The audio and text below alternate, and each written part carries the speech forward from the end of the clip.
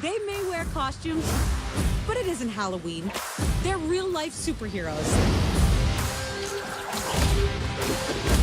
Me and Hit Girl were training every day. And there were more and more people joining us every night. Colonel Stars and Stripes, reporting for duty. And try to have fun. Otherwise, what's the point? Kick ass. Kicked ass again? Kick Ass 2? Kick ass 2. More Kick Assier? Kick ass 2 Electric Boogaloo? This is another movie where, you know, if you read the comic book, you should have some sort of appreciation for the film, you know? And if you enjoyed the first one, there wasn't really much not to like about this one. Absolutely. I think the first one was very love-hate, and I'd say the same goes for the second. So if you like Kick-Ass, I see no reason why you shouldn't see Kick-Ass too. There were a lot of good characters in it. I like the villains especially. That was I think the redeeming qualities of the movie. Mother Russia was, I think, what stole the show for the movie. She was just a juggernaut. That fight scene between Mother Russia and Hit Girl is more than enough reason for you to watch that. She takes out the whole cop squad. That was pretty impressive. Come on, I'm ready to see her go up against the Avengers. But Donald Faison was funny in the movie. Yes, he was. There was so much. Jim Carrey? Jim Carrey. Again, you know, they keep going for these, you know, out-of-turn actors. You had Nick Cage in the first one, and he was fantastic as Big Daddy. And now Colonel of Stars and Stripes. Nick Cage did something good. Yeah, he was due. You know, they say every 12 years he does something great. So that's cool. But yeah, you know, I really would suggest, again, Kick-Ass 2 to comic book fans. You know, non-comic book fans, if you just want to kill a couple hours. It's a fun movie. There's no, I mean, I don't see why you shouldn't check it out. Don't show it to your kids. Absolutely not. It is a comic book movie, but not that kind. Henceforth, I'll be known as the motherfucker. For the mature comic book fans, ironically enough, about high school students. But, yeah, it's yeah. It was good. It was good. So, I mean, we give it a thumbs up. Give it a thumbs down if you want. If you got any comments you want to share about the movie, what you thought, go ahead. Leave us some comments. We'll talk about it. Love it, hate it, we want to hear from you. Absolutely. I didn't send for you only to thank you, Logan. I wanted to repay you. A gift to equal the life you gave me. You have struggled long enough. Our company can do anything. I can make you mortal. All right, so we're gonna round up all this chat about the summer movies with first talking about Wolverine and then Thor. Yep. I'll let you take over for Wolverine. I'll jump in on Thor, but go. Wolverine was good. I mean, considering the first Wolverine Origins, his first solo movie was just, I mean, almost a complete disaster from like start to finish. Almost? There's a brief 5-minute period in the Wolverine Origins.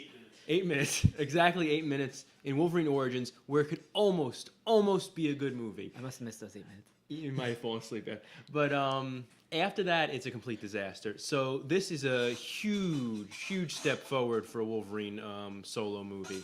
It's got ninjas, it's got Japan, it's got Wolverine brooding, and it's got Yukio. David Goyering. But it's really good. It's got mechanical ninjas at the end. It turned into RoboCop 3? Pretty much.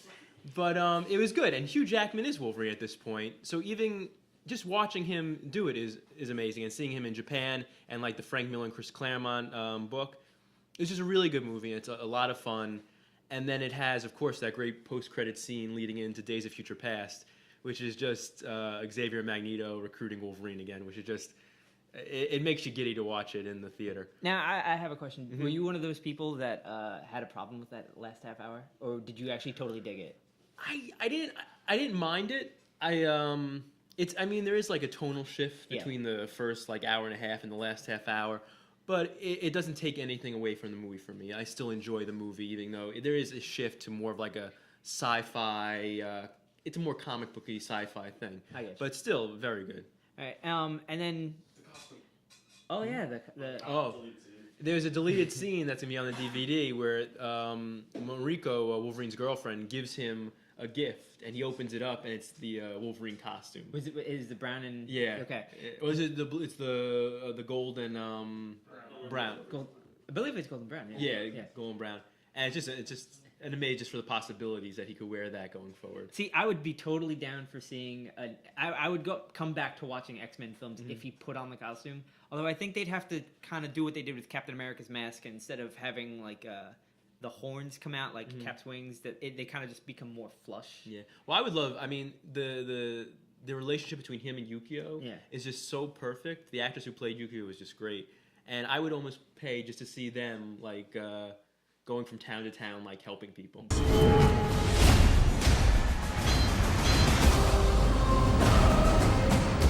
Ask yourself, what will you sacrifice for what you believe?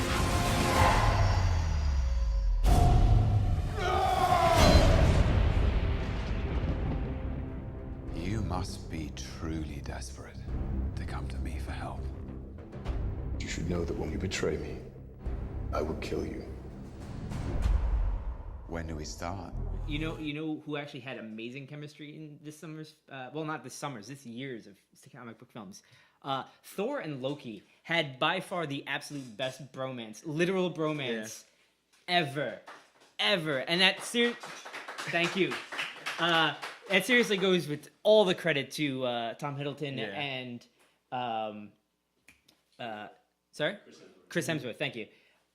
Those guys seriously knocked it out of the park. Tom Hiddleston's Loki is one of the greatest thing to come out of the Marvel movies. I think it's the best thing to come out of the Marvel movies, in the sense that he's already essentially stolen 3 films. And not just from Thor, but from Thor, Captain America, Iron Man, Black Widow, Hawkeye. I mean, he steals every scene. Yeah. Well, he tried. No, but seriously, Thor 2, I think, was the film we needed to help us throughout the summer, because Jared and Nadia discuss how they dug Iron Man 3, and they have absolutely every reason to like it. I had fun watching it, although I wasn't exactly happy with it as an Iron Man film. Superman, like Sam, I kind of left me just feeling that they missed the point of Superman. It didn't hit on all cylinders. Well, Thor had the fun that Superman just didn't Thor have. was fun, and once you get past essentially that the first 15 minutes, once it hits, once all the shit comes down on Asgard, and Malekith invades Asgard with his awesome not spaceships, and there's the whole war with the not plasma cannons and everything. That's when the movie starts for me, and until the post-credit scene where we won't go into it because it was so recent, but it did such a great job, not only tying in Thor better to the whole Marvel universe, because essentially now, spoilers, Thor goes into what Thor 2 essentially did was it took the idea of the Cosmic Cube from Captain America that then became the Tesseract in Avengers, and it's now become aware to us that it's actually one of the Infinity Gems, possibly the Mind Gem. And we also know that in the first Thor film, the Infinity Gauntlet is on Asgard, and now we also know that there's yet another Infinity Gem out there. This Thor 2, if Iron Man, I liked Iron Man 3. I thought it was a fun movie. I enjoy it every time I see it. But if that didn't take us to the next place in the Marvel universe, Thor 2 did. It started that next thing. And that's why I totally And this is going to spoilers, but if you haven't seen it yet, I don't know what to tell you. We are sorry for the 2 people in the room. We do not want to spoil too much. But it takes the Marvel universe and points in a very interesting direction going forward. And it has it actually calmed my worries that maybe with the announcement of Age of Ultron that they weren't going to go down the route for Thanos, that it may be tied more into Guardians of the Galaxy. When essentially that post-credit scene hits and you see Benicio del Toro doing the hammiest of deliveries, but it was brilliant. It was beautiful. I loved it. I got the sense, I was like, holy shit. Yeah. So I was like, someone at Marvel Studios is paying attention. I don't know if it's Joss Whedon. I don't know if it's Kevin Feige, but somebody is like, you know what? we need to string that plot line along, Yeah, no. and that was the perfect way to do it. I think they got some just brilliant people who really know exactly where they want to take it to. And that's just very exciting, just to see like where they're going now. Now, one last thing. It was brought up on the group. Not many people commented. I think only one other person commented on it. But the potential of Adam Warlock's cocoon in that post-credit scene. Do you think that's what that was? I don't think it was. I saw it and I think it could be.